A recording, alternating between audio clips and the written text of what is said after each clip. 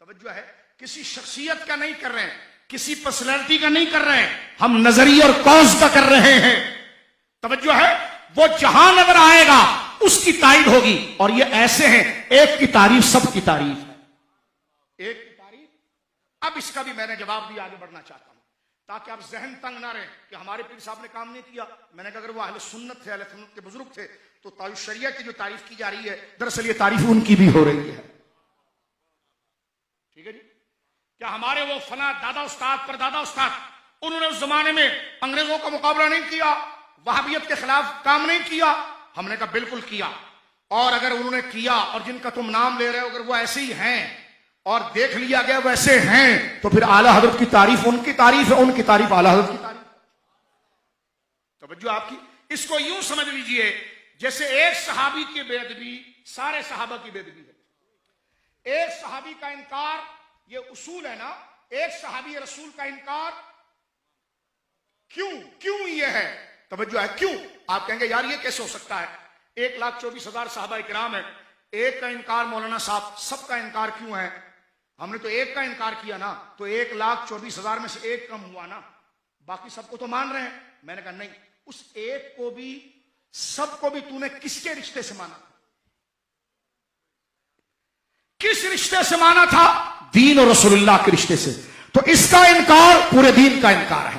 اس لیے نہیں کہ تو ان کو ان کی بہادری کی وجہ سے مان رہا ہے یا ان کے خاندان کی وجہ سے مان رہا ہے. یہی امام محمد رضا نے ارشاد فرمایا، حب الصحابۃ لیس حب الصحابۃ لذواتہم وحب اہل بیتہ لانفسہم بل حبہم جمیعا بمسنت رسول اللہ صلی اللہ علیہ وسلم. نہ صحابہ سے محبت ان کی شخصیت کی وجہ سے ہے، نہ اہل بیت کی محبت ان کی شخصیت کی وجہ سے، بلکہ ہر ایک سے محبت کی وجہ حضور کا رشتہ ہے. تو ایک کا انکار سب کا انکار اس لیے ہے کہ جس نیت سے اس کو مانا تھا وہ نیت توڑی تو پھر سب کو انکار لازم آیا. تو لہذا یہی چیز ان ائمہ اہل سنت اور علماء میں ہے. ایک کی گستاخی سب کی گستاخی، اعلیٰ حضرت کی گستاخی معاذ اللہ، حضرت امام ربانی کی بھی گستاخی ہے، فضل حق خیر آبادی کی بھی گستاخی ہے، شیخ محقق علیہ الاطلاق شاہ عبد الحق محدث دہلوی کی گستاخی ہے، فضل الرحمان گنج مراد آبادی کی بھی گستاخی ہے، اور بدایوں کے جید فضل الرحمان حضرت ان تمام اکابر کی گستاخی ہے. کیونکہ یہ نظریے میں ایک ہیں،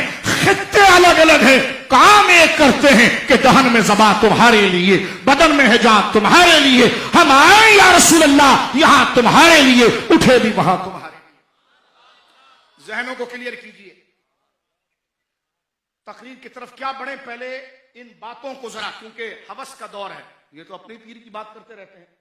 تو میں نے کہا الزام جب لگاؤ جب مسئلے کو سمجھ چکے ہو، سوال اس وقت کرو جب اس مسئلے کو تم جان چکے ہو. تقریر ہم کر رہے ہوتے ہیں، نیچے کامنٹس منفی آتا ہے. ہم نے کہا کہتے جی آپ قرآن و سنت نہیں پڑھ رہے، آپ علماء کی تعریفیں کر رہے ہیں، آپ پیروں کی تعریف کر رہے ہیں. میں نے کہا آپ کو یہ مسئلہ سمجھ میں آیا ہے کہ لیکن نہیں. تو میں نے کہا سوال کر کے آخرت کیوں تباہ کر رہا ہے؟ یہ جو تو سوال کر رہا ہے یہ سوال تاج الشریعہ یا اعلیٰ حضرت کے خلاف نہیں، یہ قرآن کے خلاف کھڑا ہو رہا ہے. میں ہاتھ جوڑ کر کہہ رہا ہوں میری بات ذرا سمجھ رہے ہیں آپ؟ توجہ ہے آپ کی؟ کیونکہ ایک یلغار ہو چکی ہے اہل سنت کے اوپر. جو بد مذہب ہیں اس کو تو الحمدللہ دیوار سے لگانا آسان ہے، لیکن جو تشکیک، شک، بزرگوں کے خلاف ذہن سازی کرنا، توجہ سے سن رہے ہو میں کیا کہہ رہا ہوں؟ بزرگوں کے خلاف ذہن سازی کرنا، جھوٹی جھوٹی غلط باتیں منسوب کرنا، جس طرح کے وہابیوں کو جب اعلیٰ حضرت کا جو پہرا دیا تھا آپ نے حضور کی ختم نبوت اور ناموس پر جواب نہ بن سکا تو کہنے کہ لو انہوں نے تو احمد رضا کو نبی بنا لیا ہے. یہ سنتے ہو نا، سنتے ہو نا؟ یہ مروڑ اس کو آ کیوں رہا ہے؟ اس کو جواب نہیں آ رہا حضرت کا. اب وہ لوگوں کے ذہن کو منتشر کرنے کے لیے جھوٹی تہمت لا رہا ہے. یہ دیکھو سنیوں کو، انہوں نے اعلیٰ حضرت کو نبی بنا لیا ہے، یہ کر لیا ہے. تو اب یہ ساری چیزیں کر کے تو تم نے یہ الزام اس عالم برحق پر لگایا، اور اس نے جو بات کی تھی اللہ کی تھی، تو اصل میں یہ الزام اس پر نہیں لگا، خدا کے دین اور قرآن پر لگا. اللہ والوں کے خلاف منفی پروپیگنڈے میں شامل ہونے سے ہماری نسلوں کو اور ہمیں محفوظ فرمائے. سمجھ رہے ہیں؟ اس وقت سب سے بڑی چیز یہ ہے کہ جو نعمت ہمارے قریب ہے اس پر ہماری توجہ نہیں ہے. ایک بات ریس کر دی جاتی ہے، لو یہ تو اعلیٰ حضرت کے مقابلے میں کسی کو سمجھتی نہیں، یہ کب کہا ہم، یہ کب کہا ہم، ٹھیک ہے، یہ کب کہا ہم. اور تمہیں پتا ہے مقابلہ کس چیز میں ہوتا ہے؟ یہاں کوئی سلسلوں کا مقابلہ ہے، غور کریں، یہ کوئی سلسلوں کا مقابلہ ہے. اللہ اکبر.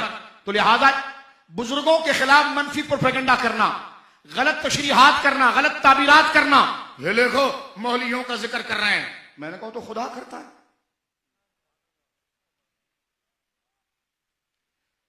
اب یہ چل رہی چیز، یہ تو باباؤں کا ذکر کر رہے ہیں، میں نے کہا خدا کرتا ہے. خدا خود ان کا ذکر کر کے ہمارے دلوں میں ان کی اہمیت بڑھاتا ہے. دیکھو قرآن نے کیا کہا، شہید اللہ انہ لا الہ الا ہو والملائکۃ واولو العلم. دیکھو قرآن کیا کہہ رہا ہے. قرآن کہتا ہے اللہ گواہی دیتا ہے.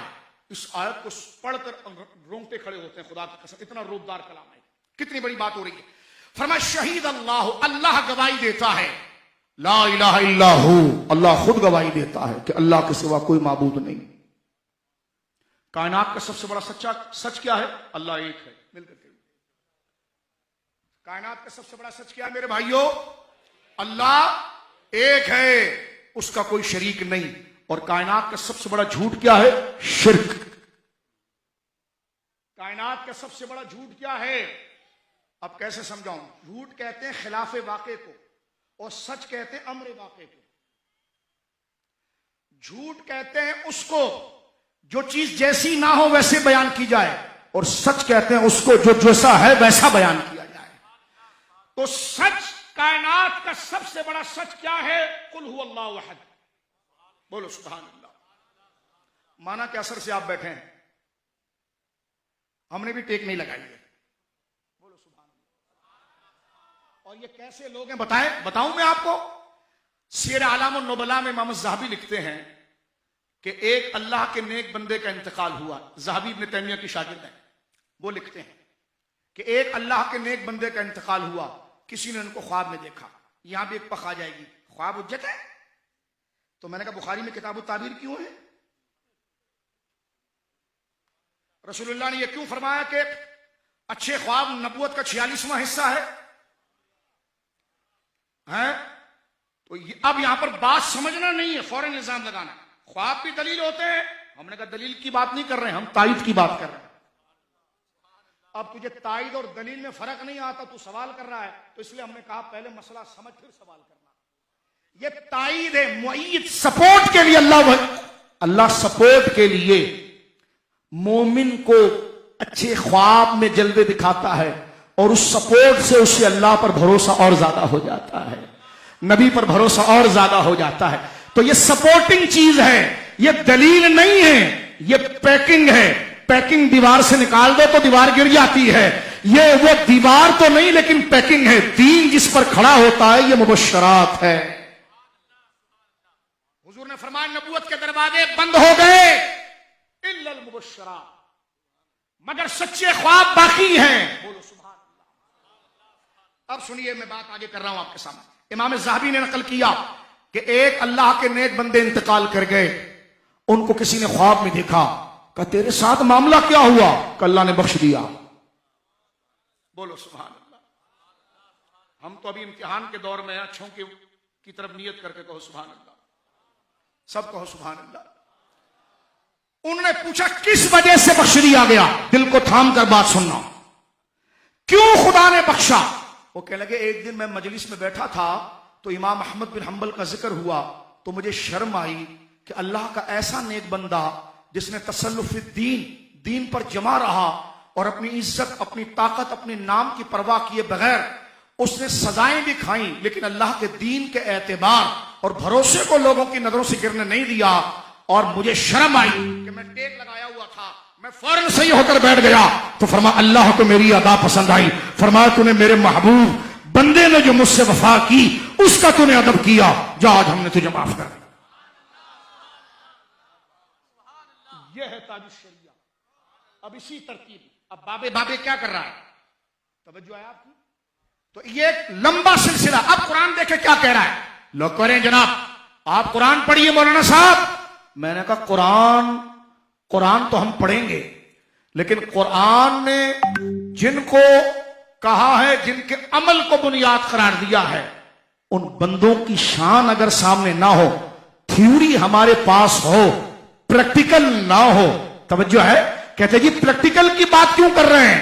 ہم نے کہ اس لیے کر رہے ہیں تاکہ تھیوری کی قدر آ جائے، اور جب تھیوری پر آ جائے تو پریکٹیکل اس کے سامنے پہلے موجود ہو۔ قرآن کہتا ہے شہید اللہ، اللہ نے گواہی دی، کس چیز کی؟ انہ لا الہ الا ہو، اللہ خود گواہی دے رہا ہے، اللہ رب العالمین خود اس سچ پر گواہ ہے کہ اللہ کے سوا کوئی معبود نہیں، بولو سبحان اللہ۔ اور آگے کیا فرمایا؟ والملائکۃ، اور اللہ کے ساتھ اس گواہی دینے میں فرشتے شامل ہیں، اور کون؟ فرمایا وہ اولو العلم، اور حضور کی امت کے علماء شامل ہیں۔ یہاں مفسرین نے لکھا کہ علماء کی شان یہ ہے کہ خدا نے ان کو گواہی میں اپنے ساتھ شامل کیا۔ اگر کوئی اور عزت والا ہوتا تو خدا اس کو لیتا، لیکن خدا نے اپنی گواہی جو اللہ کے ایک ہونے میں ہے اپنے ساتھ جس کو اس گواہی میں شامل کیا وہ علماء ہے، اور انہی علماء ربانیین میں ہمارے عصر میں ایک شخصیت حضور تاج الشریعہ۔ آپ سمجھ گئے کچھ بات؟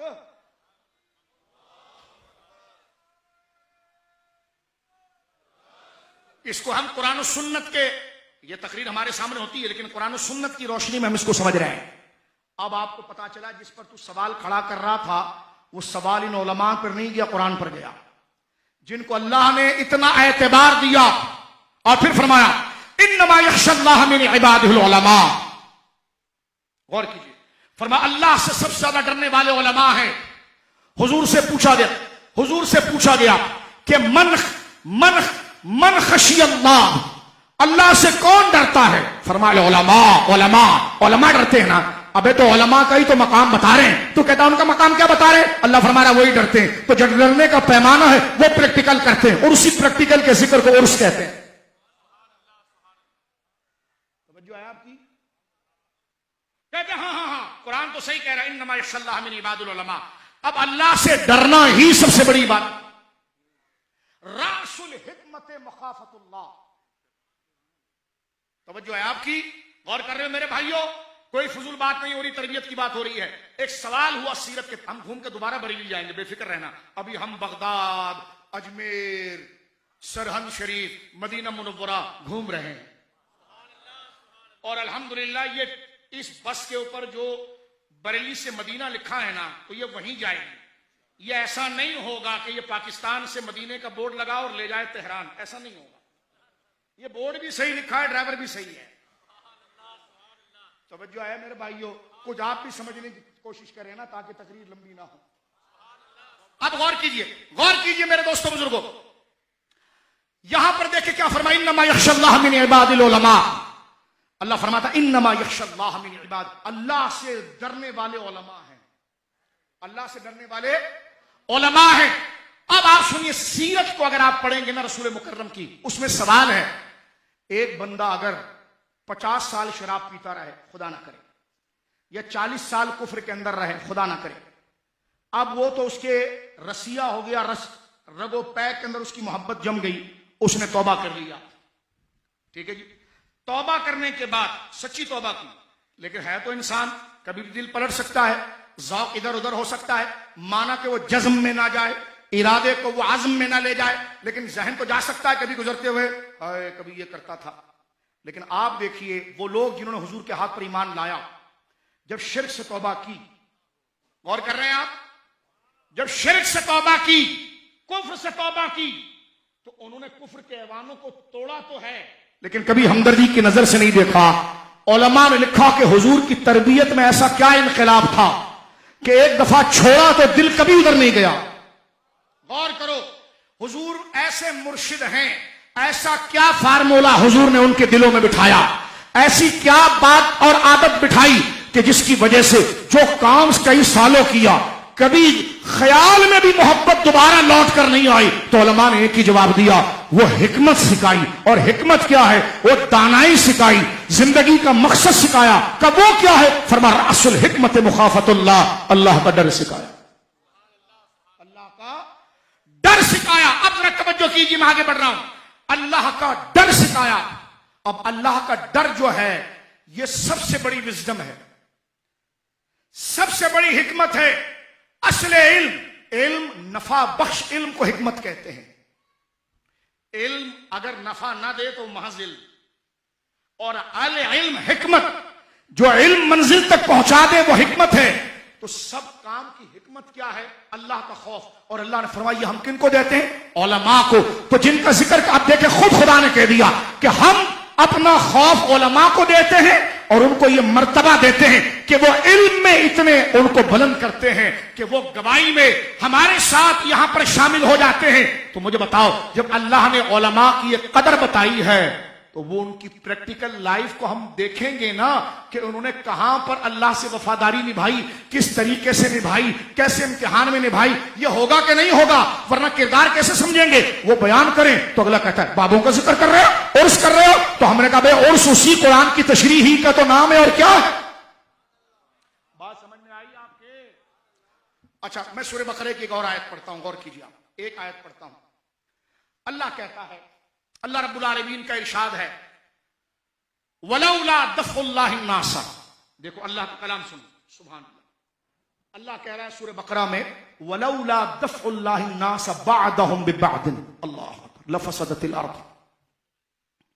غور سے سنیں, اللہ فرما رہا ہے کہ اگر اللہ وَلَوْلَا دَفْعُ اللَّهِ النَّاسَ بَعْضَهُمْ بِبَعْضٍ, اللہ اگر کچھ شریروں کو, کچھ بدماشوں کو, کچھ طاغوتوں کو, کچھ شیطان کے راستے پر چلنے والے بدکاروں کو نیک کاروں کی جماعت کے ذریعے دھکیل کے پیچھے نہ کرتا, وَلَوْلَا دَفْعُ اللَّهِ النَّاسَ بَعْضَهُمْ بِبَعْضٍ لَفَسَدَتِ الْأَرْضُ, زمین پر تباہی ہو جاتی.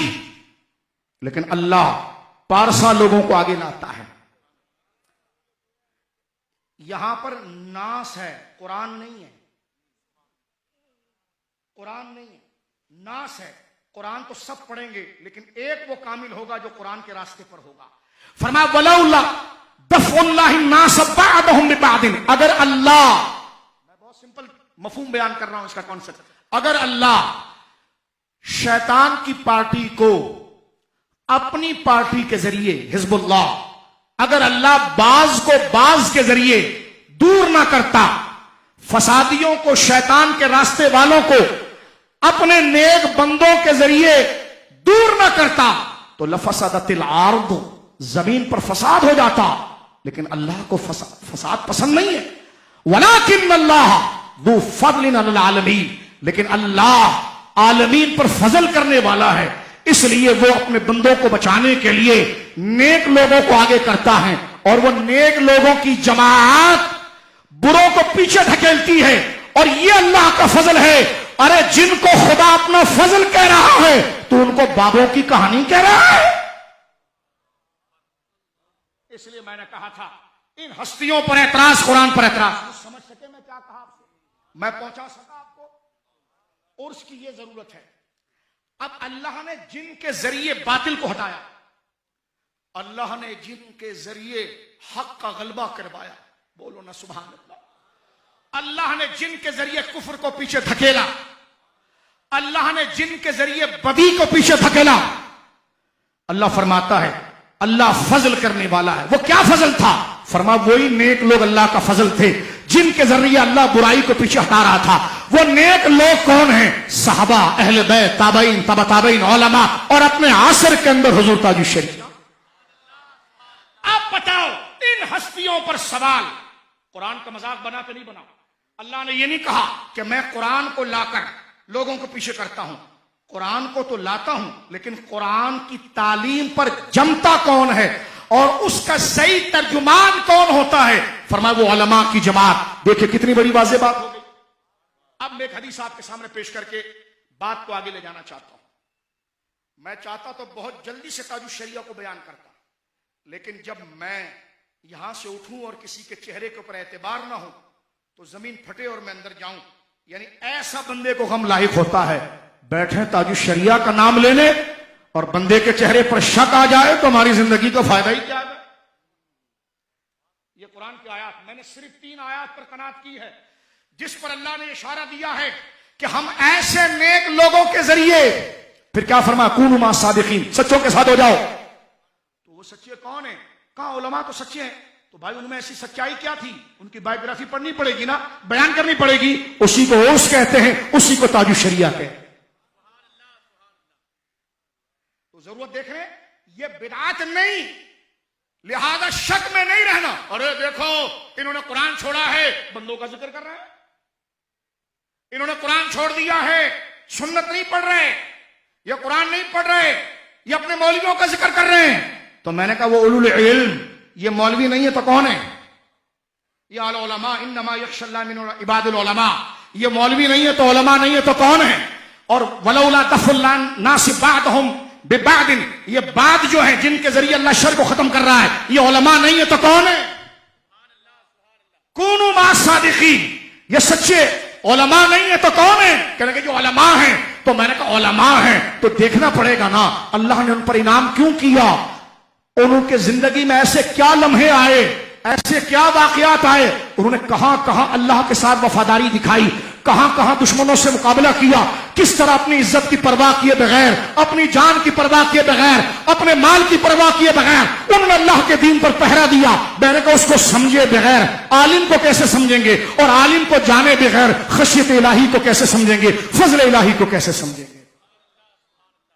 اب میں حدیث پاک آپ کے سامنے پڑھ رہا ہوں، سمجھ رہے ہو؟ اس مجمع میں کھڑے ہو کر مجھ فقیر سے سوال کرنا، لیکن شک کر کے نہیں اٹھنا. توجہ ہے، یہی مسئلہ حل کر کے جانا.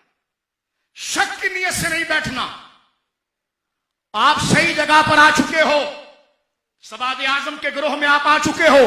قطرہ سمندر میں گر گیا، اب وہ سمندر بننا چاہیے. قطرہ سمندر میں گر گیا، وہ سمندر بننا چاہیے. اللہ اکبر، بولو محبت سے سبحان اللہ. اب میں 2 حدیثیں آپ کے سامنے پڑھ رہا ہوں، غور کرو. پہلی ایک حدیث، ان علماء جو اصحاب عظیمت ہے، حضور سے پوچھا گیا یا رسول اللہ صلی اللہ علیہ وسلم ای الناس اشد بلا. یہ جو میں پڑھ رہا ہوں نا تاج الشریعہ سائنے میں آپ کو نظر آئیں گے، یہ جتنی آیتیں میں نے پڑھی، توجہ ہے. فرمایا یا رسول اللہ صلی اللہ علیہ وسلم، جامع ترمذی، بولو سبحان اللہ. تجھے رزوی ٹکرے نہیں بیٹا. اب حدیث دیکھیں آپ، جامع ترمذی، یا رسول اللہ، بولو سبحان اللہ صلی اللہ تعالی علیہ وسلم. دل سے سننا، قبر کو یاد رکھ کر سننا. مرنا حق ہے، رہنا ہوتا تاج الشریعہ رہتے، ہم جیسے بیکاروں کا کیا حق ہے، لیکن جانا سب نے ہے. تو جہاں جانا ہے یہ دارالامتحان ہے، یہاں پر سچائی دکھانی ہے. مرنے کے بعد میں نے کچھ دن پہلے مجھے نے کسی نے کہا، شادی ہو رہی تھی، دلہن کھڑی تھی، موت کا فرشتہ آیا اور وہ دلہن اس طرح کھڑی ہے اور وہ پورا گھومی ہے، وہ دھڑام سے زمین پر گری. میں نے کہا دیکھو رسول اللہ کا قول ثابت ہوا. اللہ اکبر. تاج الشریعہ کے صدقے اللہ ہمیں موت کے سکرات سے بچائے کہ جب موت کا وقت قریب آتا ہے تو یوں سمجھ لیجئے کہ 1.5 سیکنڈ سے بھی کم سیکنڈ رہ جاتا ہے تو فرشتہ سامنے نظر آتا ہے اور بندہ اس کو دیکھ رہا ہوتا ہے، اس کی آنکھیں چلنا شروع ہو جاتی ہیں. اللہ اکبر. توجہ ہے. تو موت حق ہے، سچوں کا ساتھ دو گے تو موت دلہن ہے، مزے ہیں، آرام ہے، نم کا نومت العروس ہے. اور کیجیے آپ، کیونکہ آپ سچوں کے درمیان بیٹھے میں اور آپ.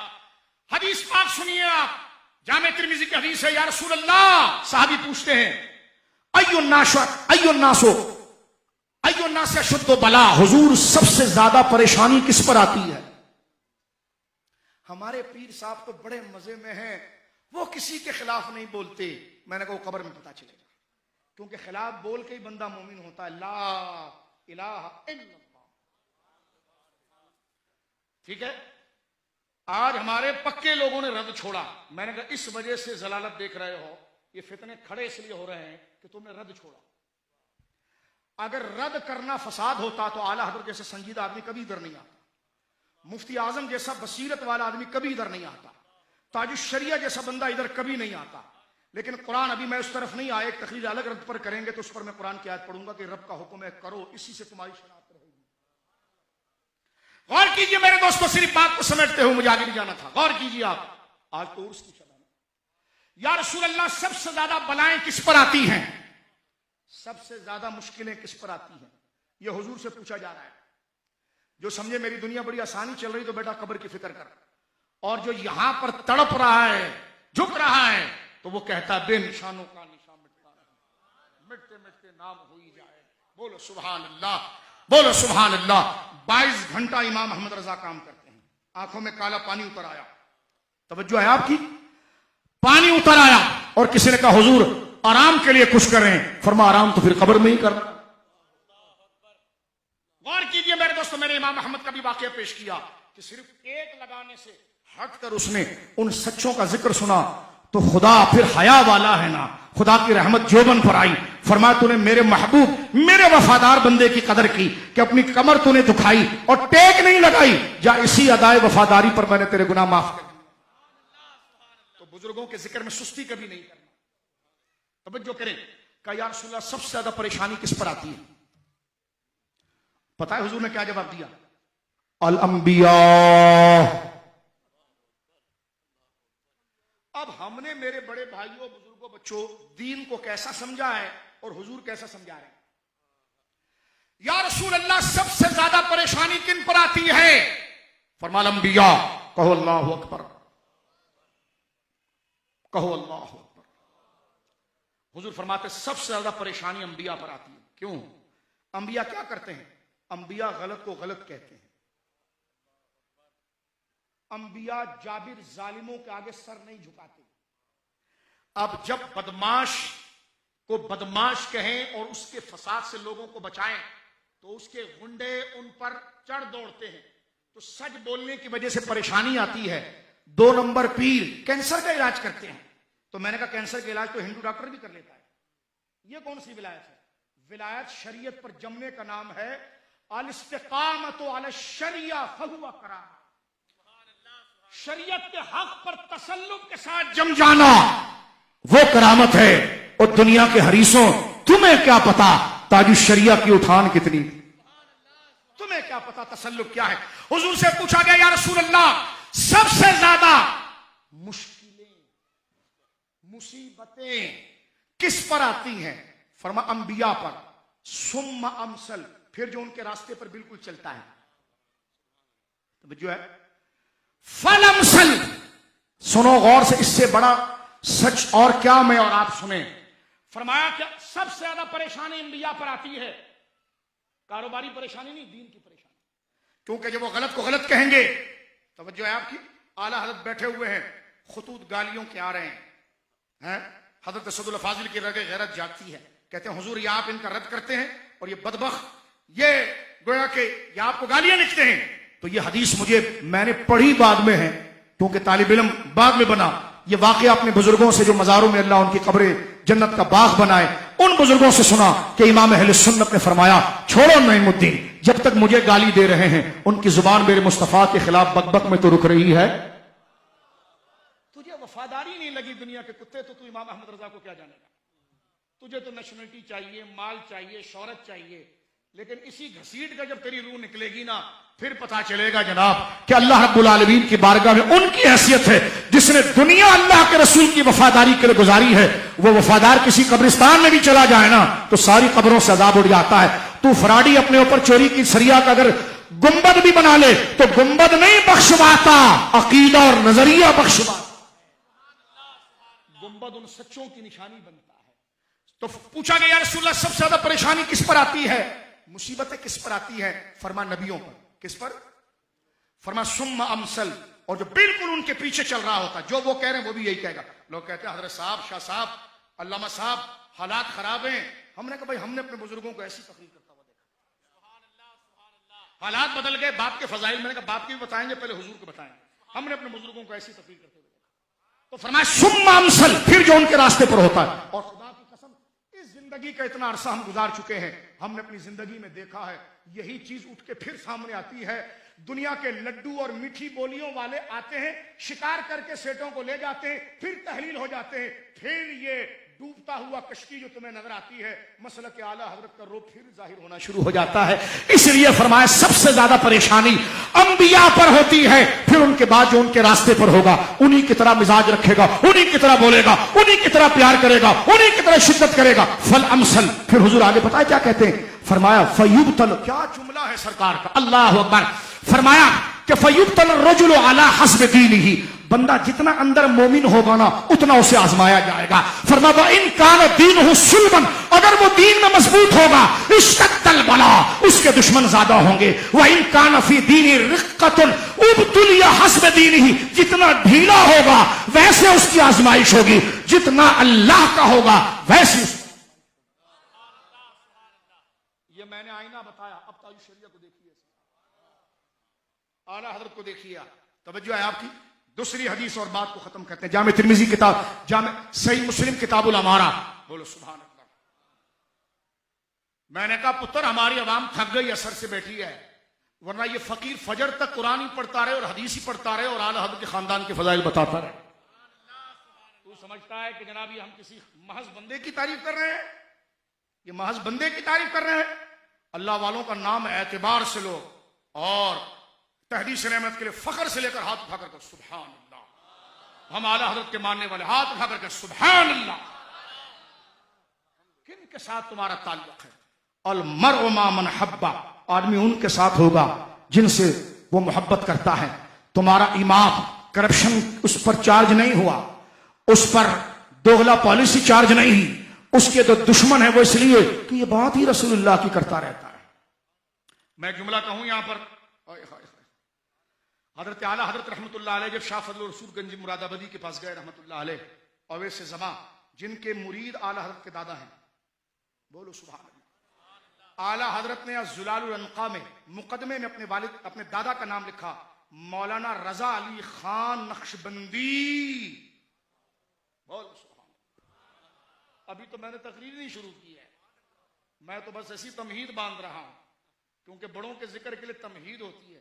بادشاہ آ رہا ہو تو خادم بتاتے ہیں تم جاگو، آ رہا کون ہے۔